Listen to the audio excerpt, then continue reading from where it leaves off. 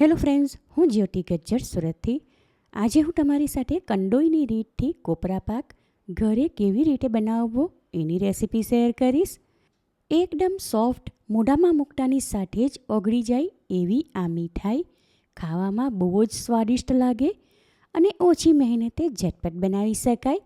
તો ચાલો આજની આ મજેદાર રેસીપી શરૂ કરીએ. કોપરા પાક બનાવવા માટે માર્કેટમાં રેડીમેડ સૂકા કોપરાનું બૂળું મળે એ આશરે 2.5 કપ વજનમાં 200 ગ્રામ લીધું. આશરે 1.5 કપ જેટલો વજનમાં 200 ગ્રામ મિલ્ક પાવડર લીધો અને 1 કપ ફૂલ ભરીને વજનમાં 225 ગ્રામ ખાંડ લીધી, જે તમારા ટેસ્ટ પ્રમાણે પ્લસ માઇનસ કરી શકાય. 6 નાની ગ્રીન એલચી લીધી, એના દાણા કાઢીને અધકચરા વાટી લઈશું અને થોડું ગરમ દૂધ લઈ એમાં 1 ચપટી જેટલા કેસરના તાર પલાળીને રાખ્યા. હવે સૌથી પહેલાં મિલ્ક પાવડર માટે ઇન્સ્ટન્ટ માવો બનાવી લઈએ.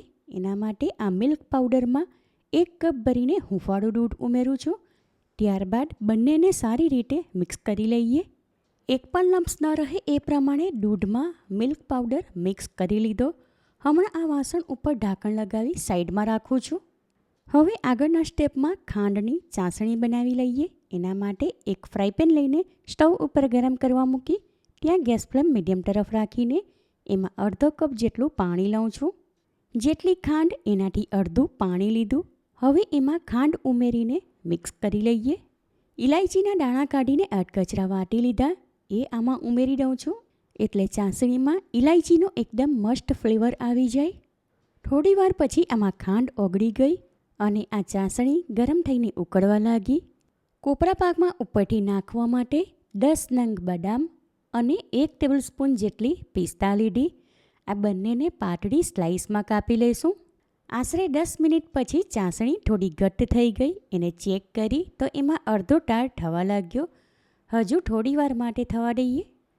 બીજી 2 થી 3 મિનિટ માટે ચાસણી થવા દીધી, એટલે હવે એમાં 1 તાર થવા લાગ્યો.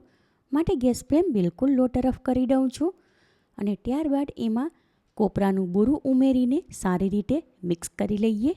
સાથે આ ટાઈમ પર આમાં કેસરવાળું દૂધ પણ ઉમેરી દઉં છું. ચાસણીમાં આ બધું સારી રીતે મિક્સ કરી લઈએ અને હવે વારી આવે છે ઇન્સ્ટન્ટ માવાની. એ આમાં ઉમેરીને સારી રીતે મિક્સ કરી લઈએ. સાથે આમાં હોમમેડ દેશી ઘી 1 પ્લસ બીજા અડધા સ્પૂન જેટલું ઉમેરું છું. ચાસણી તૈયાર થઈ ત્યારે ગેસ ફ્લેમ લો તરફ કરી દીધી હતી. હવે લોથી થોડી મીડિયમ તરફ કરું છું, એટલે આ મિશ્રણ જલ્દી ઘટ્ટ થઈ જાય.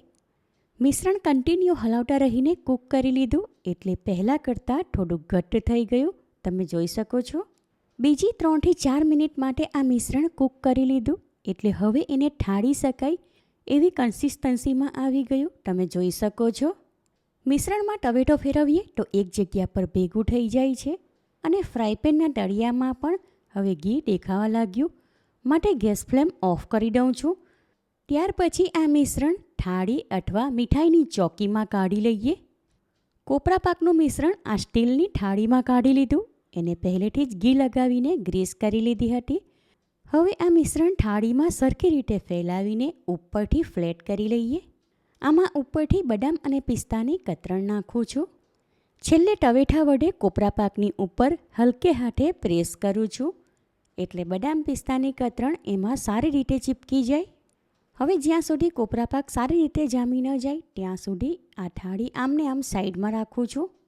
કોપરા પાક સાંજે બનાવ્યો હતો, માટે આ થાળી ઓવરનાઇટ આમને આમ રાખી બીજા દિવસે સવાર સુધીમાં સારી રીતે જામી ગયો. એને ચોરસ ટુકડામાં કાપી લઉં છું. ત્યાર પછી એના દરેક પીસ અલગ કરીને એક ડબ્બામાં ભરી દઈએ. મીઠાઈવાળાને ત્યાં હોય એવો સુપર ડિલિશિયસ કોપરા પાક તૈયાર છે. એકદમ સોફ્ટ, મોઢામાં મૂકતાની સાથે જ ઓગળી જાય એવી આ મીઠાઈ તમે એકવાર બનાવશો તો ગેરંટી સાથે કહું, ઘરમાં નાના મોટા બધા જ વખાણ કરીને ખાશે. વ્રત કે ઉપવાસમાં ખાઈ શકાય એવી આ મીઠાઈ તહેવારોમાં બનાવી શકાય અને ટ્રાવેલિંગમાં લઈ જાઓ તો પણ ચાલે, કારણ કે આ મીઠાઈ ફ્રીજની બહાર રાખીને 5 થી 6 દિવસ સુધી ખાવા માટે લઈ શકાય, તેમજ ફ્રીજમાં રાખીને 7 થી 8 દિવસ સુધી ખાઈ શકાય. તો ઓછા ખર્ચમાં ડબ્બો ભરીને બનાવી શકાય એવી આ મીઠાઈની રેસીપી તમે જરૂરથી ટ્રાય કરો. તમે મારી રેસીપી ક્યાંથી જુઓ છો અને કેવી લાગી એ કમેન્ટ કરીને જણાવો. રેસીપી પસંદ આવી હોય તો વિડીયોને લાઇક કરીને વધારેમાં વધારે શેર કરો. ચેનલ પર નવા હો તો સબસ્ક્રાઈબ કરીને બાજુમાં આપેલા બેલ આઇકન પર ક્લિક કરો, એટલે આવનાર દરેક નવી રેસીપીઓની જાણકારી તમને મળતી રહે. ફરી મળીશું એક નવી રેસીપી સાથે. Eat healthy and stay healthy.